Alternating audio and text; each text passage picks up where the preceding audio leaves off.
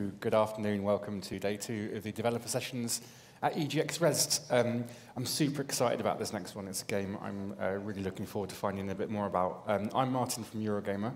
I'm joined by Steve, Alex and Yen. I got that right? You did, yeah. Yeah. You've just had oil. And we're going to be showing you Road to Guangdong. But before that, we've got a little trailer to show you. So yeah, roll the VT.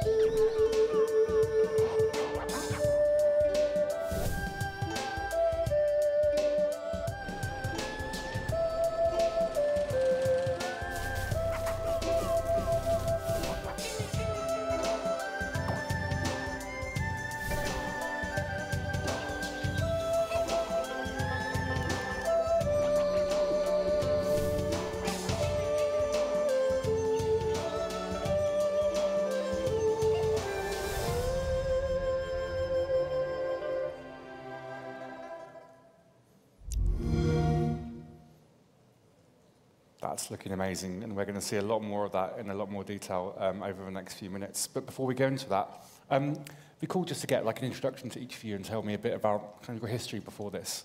Okay, so I'm Steve Stops. I'm from Excalibur Games, so the publisher, and so I've been in and around the games industry for I was trying to work it out earlier, probably between 12 and 15 years.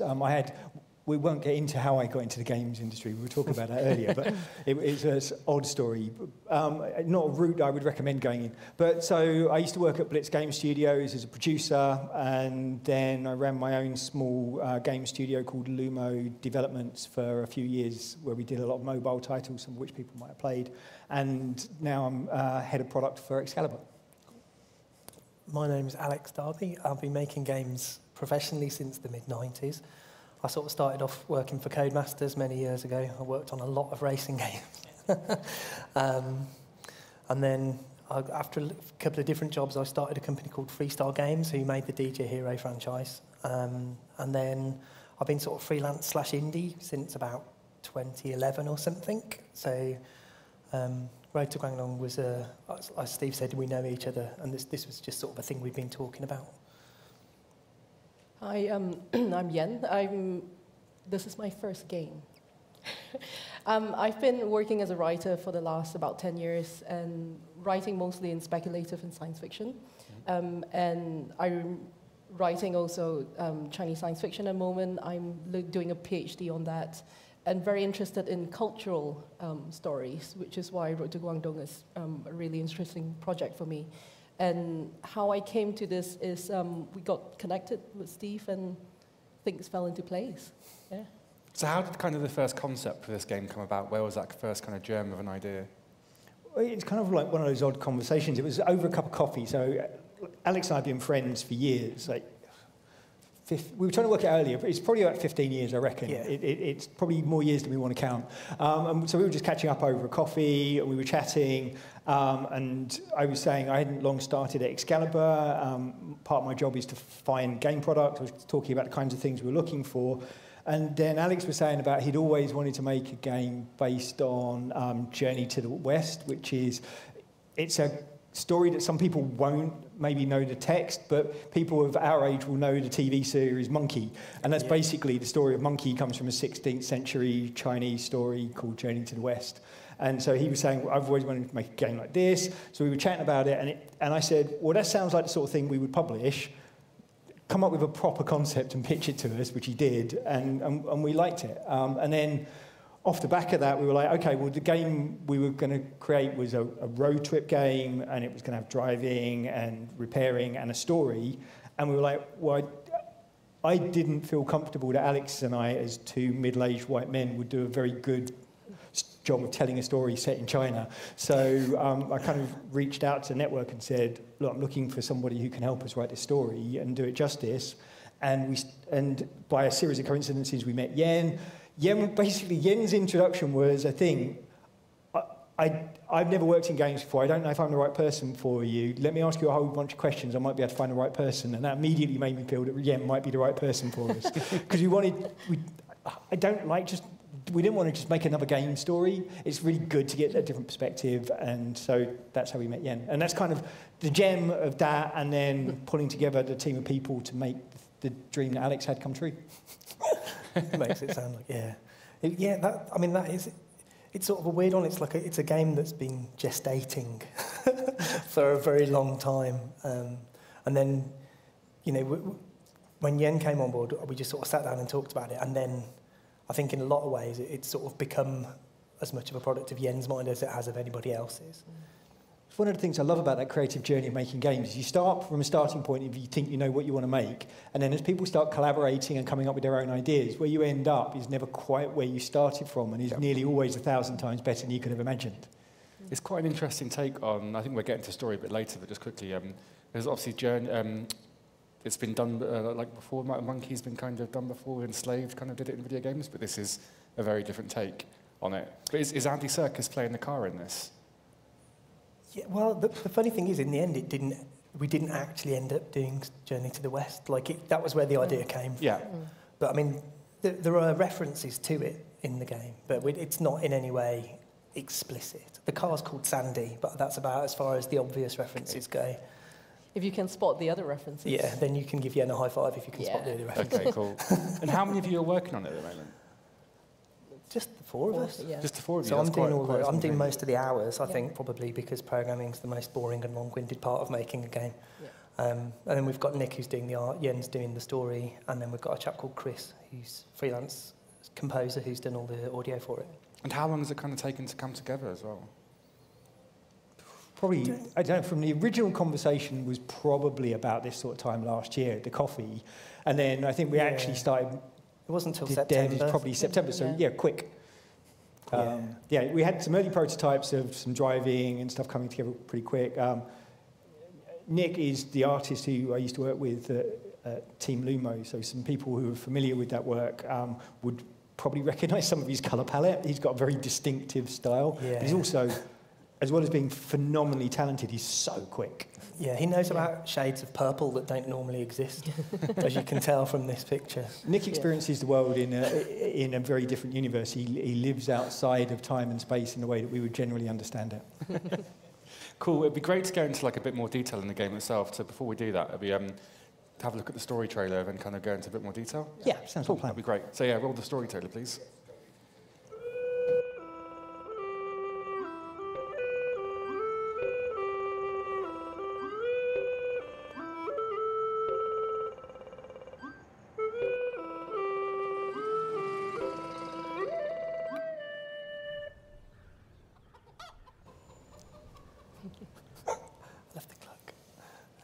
So cool, I guess first of all, give me kind of a high-level view of what the story is as it stands now.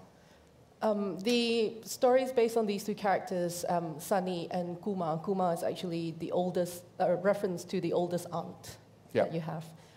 So Sunny's parents recently died and left her with the family restaurant to run, and Kuma is actually the restaurant manager.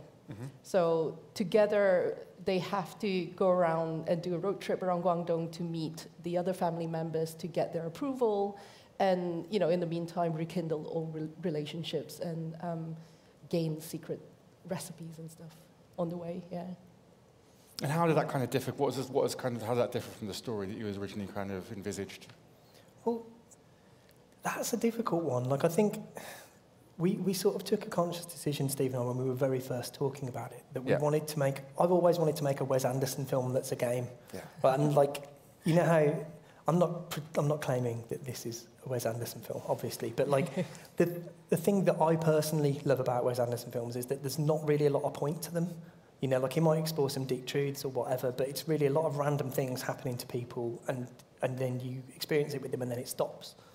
And so when we were talking about it, I was like, let's do something like that. And then when Yen came on board, she was like, that's perfect. And that's really as far as it goes. It's more of an experience really than you don't win or lose this game. You can fail to get all of the recipes, but you don't fail to drive your aunt around China, if you see what I mean. Yeah, totally. Yeah, it's about the journey, I guess, isn't it? More than I think that's the interesting thing is, like, the game idea that Alex came to us with was a really, if you're going to as a publisher, there has to be like a commercial return. You have to understand that there's a market for it. And part of understanding a market is what's the game? You know, that's the kind of question. It's great you get people pitch you these amazing epic stories, and we want to do this. Alex had the game first. It's basically, you're going to go on a road trip around China and you're going to unlock recipes, and they're the secret family recipes that you're then going to use that to reinvigorate. So that gives you like short-term, medium-term and long-term goals. It gives you the underlying mechanics. So as a publisher, I'm like, okay, there's mechanics to underpin this. There's stuff that's going to be fulfilling and rewarding for the player. But what that does is it gives you this amazing blank canvas to then tell a story. Yeah. Because we can basically go to Yen and say, these are the mechanics we need. This is the framework. Tell us a story. And originally, when Alex and I envisaged it as two male, middle-aged white men, we were like, well, we're going to have like... Initially, we were saying, well, it'll just be a guy driving around with their relative. And then we were like, well, that's kind of... It's a bit... one-sided. How about we make the lead character androgynous and we just won't reference their gender and then anyone can play it? And then I remember Yen going, well, no, I reckon if we make the character female, this is a really interesting story I can tell. And that was the point where I think the game like leveled up. That's the point where we suddenly went, the story that Yen wanted to tell was so much more interesting than what we thought as kind of just pure game designers. Thank you. No, but I think that was immediately, we were like, okay, we're in. Yeah. You just like, this is what, so I think, yeah. But I mean, this is a really special project because, you know, not every day you get this chance to tell a cultural story. Yeah. And, you know, being British and living in London, you kind of think, what part of my culture, or what part of the Chinese culture do I want people to understand? Mm-hmm. And you can't obviously teach people everything. And I think the most endearing part of the Chinese culture is how family members treat each other. Yep. I don't think it's that different from any other family relationships in other cultures, but we have specific names for specific relatives. So if you said to anyone Kuma, they know exactly that's father's side, oldest aunt, always. And you know, every single relative has a very specific name, and that for me starts the entire journey of understanding, you know, how it is to kind of live with a Chinese family. Yeah, and hopefully, you know, with the players, they're going to get a little bit of that, yeah. And my partner's Chinese, and when I go and see her family, it's so confusing knowing who's Uncle 1, Uncle 2, Uncle 3, and it's like, I don't understand any of this. It's so crazy, yeah. Yeah, but it means that anytime you say that to anyone else, they'll be like, yeah, I know exactly who that is, yeah. And so how else are you kind of able to express that in the kind of the world and in the story as well? How are you able to get that across? References to the characters are obviously in the traditional naming form, so that's something that, you know, that's really great that I could put into the story, and hopefully it comes across well in the playing side of things. The other thing that I wanted is every Chinese family, I think, has very strong matriarch characters. Yeah. The mums, the grandmothers, the aunties, they're always there nurturing, scolding, nagging, and loving all the time. And it's perfect that, you know, when I pitched the idea and you guys were like, yeah, you know, go for it, I was like, phew. It's a great way to be able to, one, question what has been going on in society in general, because, you know, we're using a female protagonist to start with, but also being able to have Kuma around to actually talk about a bit more of the cultural references. But I think there's also the other, I remember in when you pitched this story, one of the things that kind of really sold it to me, and I don't think this is a spoiler, I'm going to try and be careful not to, but is like any classic road trip film has this thing where you have two people who don't necessarily get on, and then they kind of come together over the course of the journey. Yeah. And the game had a really the nice tension of having someone who's the restaurant manager who may not have been able to run the restaurant because of their gender and their heritage at the time when she was around, and having a younger person come in who now got the opportunity to do that because times have changed, and the conflict that you have of, I want this person to succeed because they don't have the chances I had, but I'm also slightly jealous because they have chances that I didn't have. I think that creates a really nice dynamic right from the beginning. Yeah, definitely. Am I allowed to tell Guma's story a little bit? Tell all the stories. It's your story. Please do. Well, so if you think about Guma, you know, when she was growing up, she was the backstory is that she's the oldest of the siblings, and they're really hardworking, have been with a restaurant for ages. But her dad, so the grandfather, gave the restaurant to the second in line, her brother, who is Sunny's father, because he's the oldest male in the family, and that's traditional in Chinese culture. And so she has a little bit of a chip on the shoulder, being, oh, you know, I'm the oldest, but I can't do it during my time. And when Sunny's parents passed away, Sunny suddenly inherits this restaurant, and again that happens, you know, to her. So, you know, she feels again like, oh, it's not me again, you know, what's going on? But at the same time, she suddenly realizes, oh, a girl is going to be able to do this. So I'm really happy, you know, she really wants to help nurture her so that she can have this journey, you know, in a wonderful way, because it's a change to the culture and a change to the life that they have. But at the same time, she has to hold back her grudges. So there's this little, I think it's a nice little feeling that she has against herself and inner self, you know, that she has to deal with. It sounds fascinating. Before we go into too many spoilery details as well, then we're going to move on a little bit to more the mechanics sides of it. So yeah, we've got a little video on repairs, I think, which we're going to roll right now. So yeah, roll the repair video, please.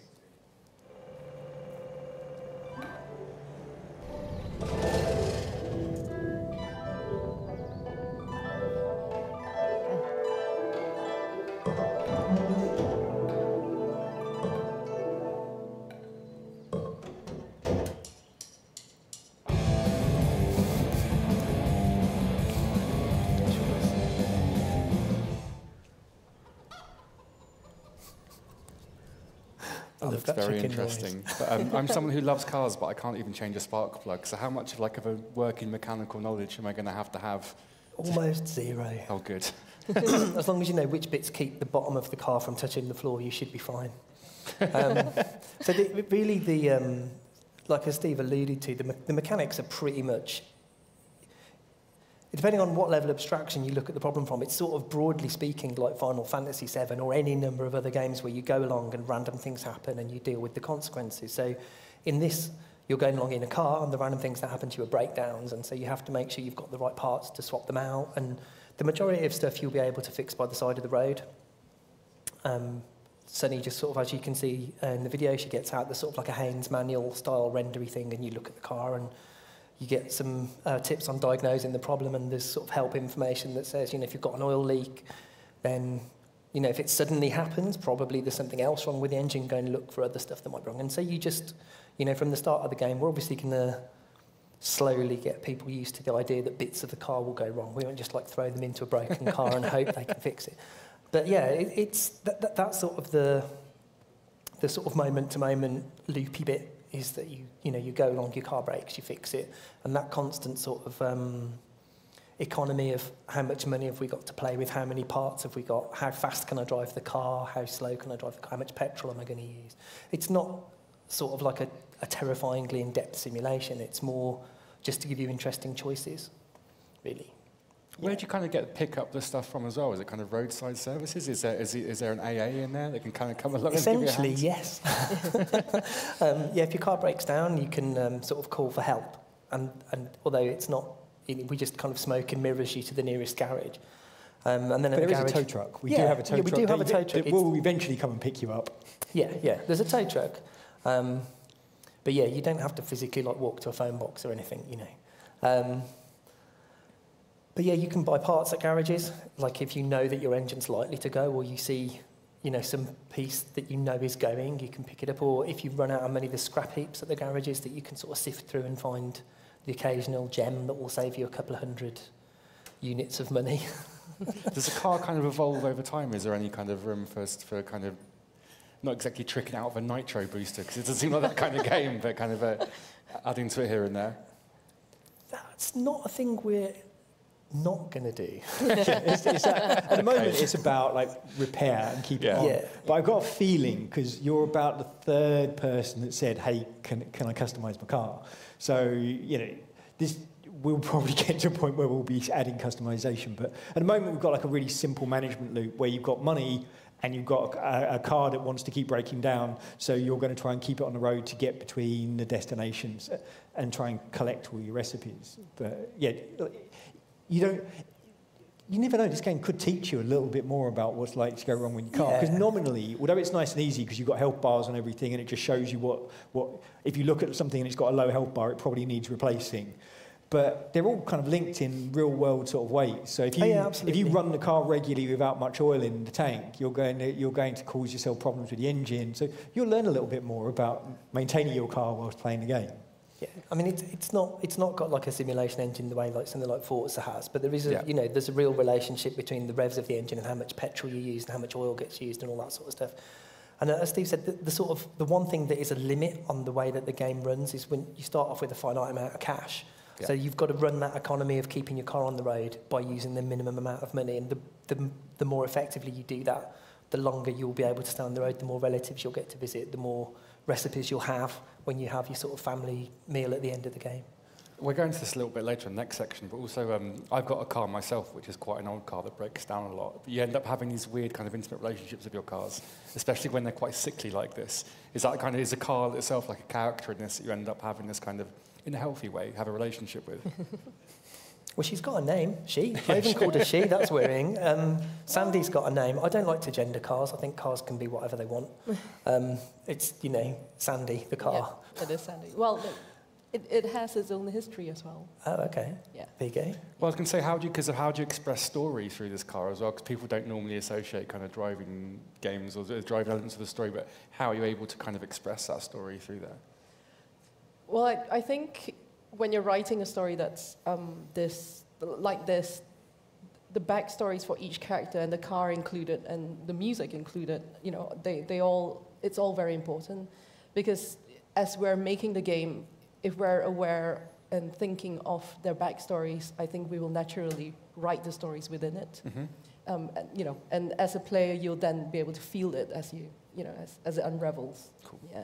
Yeah, we have lots of these kind of little incidental chats between Sunny and Gumar about the car and about that. And I think exactly what you said, one of the things about the game is it's kind of like, I know people like to use the word walking simulator as a derogatory way, but this is like a driving equivalent of a walking simulator. It's like getting in the car and driving along the motorway for an hour. It's that, and you do end up with that relationship, because if the car's breaking down, or like I find myself, it's reflective of real life, this as well.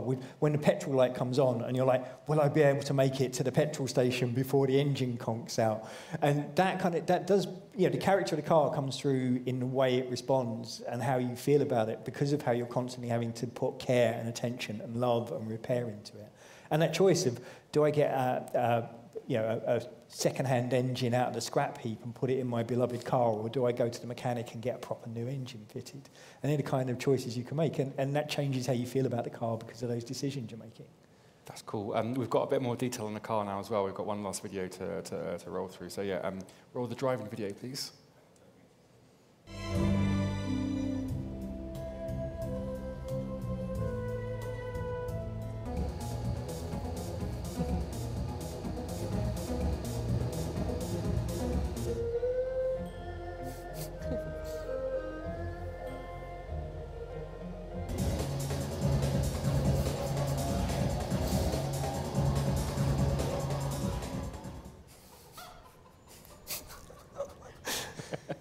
That chicken noise is brilliant. I know, I love it. Was that Chris? Yeah, Chris added that last night. Very keen on the chicken. So I'm the kind of nerd who's got like a full racing seat in a room with like gloves and the steering wheel and everything. I guess I won't need that setup for this. This is kind of a different experience. Yeah, whatever you do, whatever you do to make your driving experience more enjoyable, you could still do that. You can do that. Yeah, if you want to start a Kickstarter for us to put support for gear levers in, we'd be happy for that. So how does the driving work? Tell me a bit about like kind of the driving mechanic in it.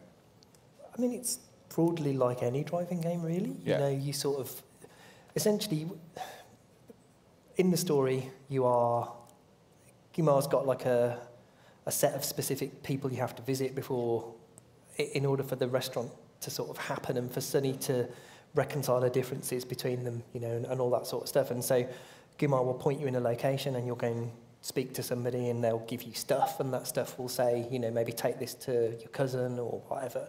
So then you basically just sort of go off and trundle along to their place. But you have to worry about like whether the route that you're taking is going to, in the current condition of your car, like, do you want to take a motorway route, or are you going to take a sort of winding back way? Which of those two ways is going to get you there with the least money spent and the least damage to the car? Because obviously if you're going on bumpy roads, then your suspension might get broken. It's sort of that level of, we want to present interesting choices to the player and let them sort of work out how to get the most out of the economy that's there in it, in order to make it interesting, I guess.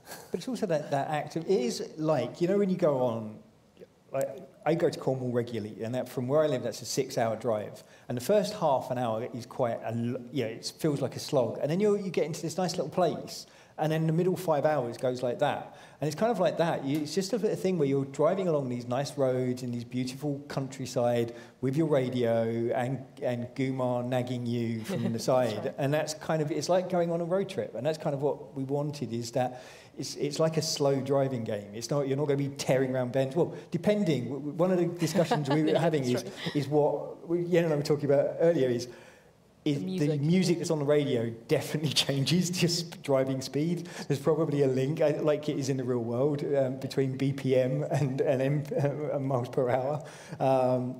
So the kind of radio station and the choice of music is a fourth character in the game. Having radio stations is an important thing as well. Is that kind of, can you choose between different stations? You can change any time. At the moment, there's 2. And the reason for that is that one's very much Gumar's favourite radio station, and the other one's Sunny's. And when the game's done, there will be that will be part of the conversation. Is you'll change because you don't want to listen to the old-fashioned Chinese music.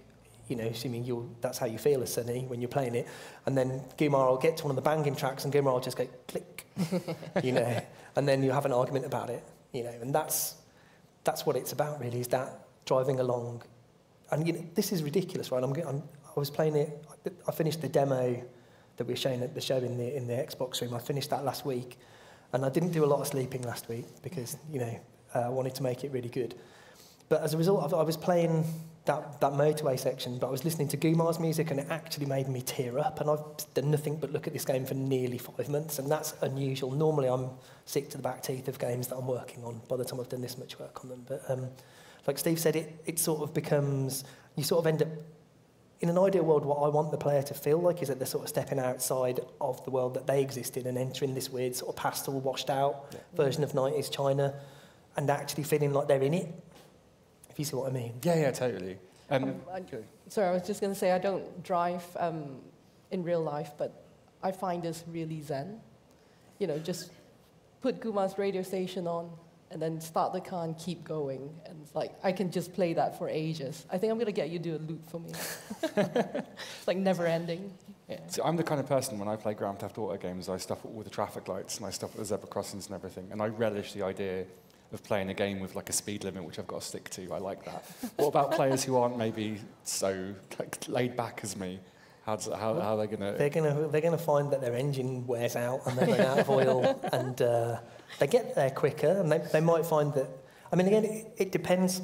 In those sort of final tuning bits that are going to happen after the game enters early access, we're going to find out exactly where the limits are on how fast you can drive and still get all of the recipes and stuff. Yeah. I think if you want to drive like that, you totally can, but your car will break. You just explained to me why, when I was playing the build the other day, I kept breaking down all the way and running out of money. Yeah, it's because I'm driving too fast. Yeah, you have to do about, there's an optimum speed. Like you can put the engine as fast as it will go, but your petrol, you will go faster per second, but you'll also use way more petrol per second, and overall you'll go less far in total than if you do sort of, I guess, about 55. It's something about that.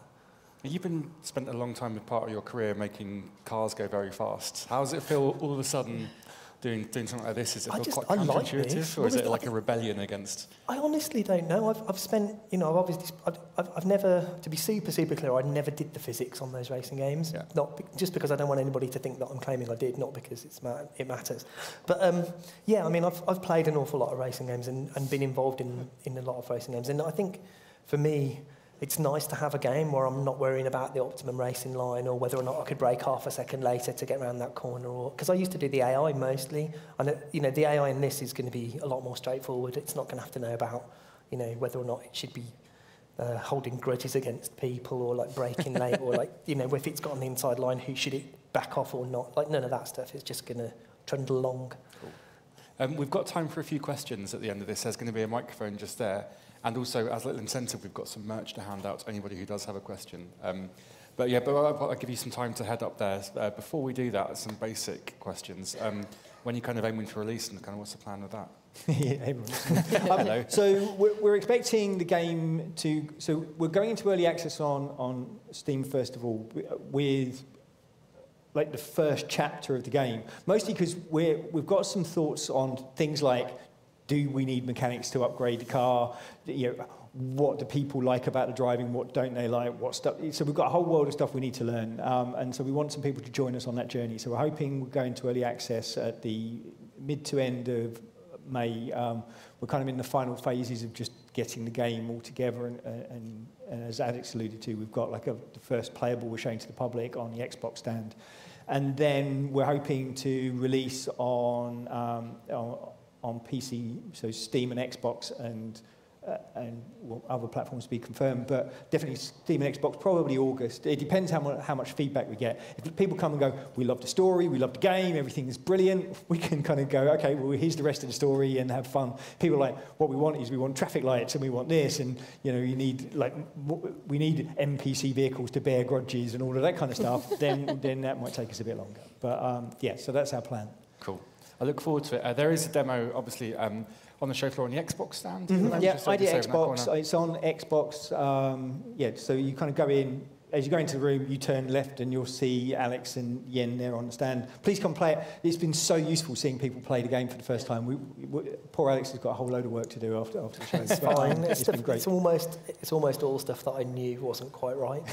You see, I think, like Steve says, one of the most valuable things for us when we come to things like this is seeing what people do that we didn't expect, or seeing when they do things that we did expect that we knew weren't perfect. I think if anybody's ever showing you their game and you do something and they go, you're playing it wrong, then they're telling you to do the wrong thing. You can't blame players for playing the game wrong. You know, it means it's when I gave James the Xbox build and said, right, what do you think? Are you happy for this threat? First thing he did is turn the car around and start driving the wrong way. What happens if I drive the wrong way of the road? Will it break the game? I don't know. Don't do that. Turn the car around. So it's that. Cool. Well, I'm going to turn up with my racing gloves and helmet in a second, and so you can tell me I'm playing it wrong as well. Yeah. I cannot wait to find out more about this and to get my hands on it when it's out in May and then later in the year. So thank you so much for your time. Thanks for joining us, and please, round of applause for just that oil and Guangdong.